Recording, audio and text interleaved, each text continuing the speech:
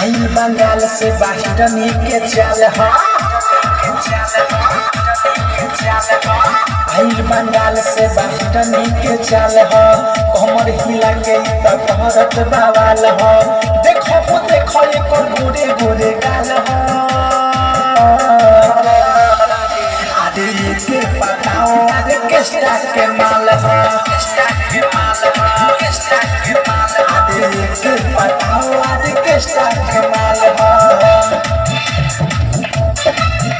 आदि केस्टा के माल हो आदि केस्टा के माल हो आदि केस्टा के माल हो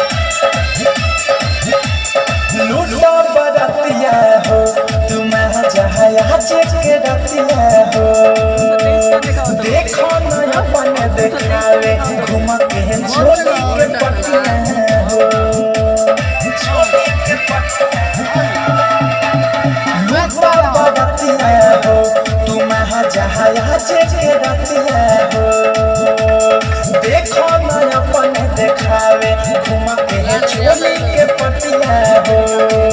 बाते गजब कोलाई बायो जब के चीज हाथ भीतरी घुसा के सजाए के गीज ढोढ़ी कोना देखो नीचे खाल हो आदि के पताओ आदि केस्टा के माल हो आदि के पताओ आदि केस्टा के माल हो केस्टा के माल हो केस्टा के माल हो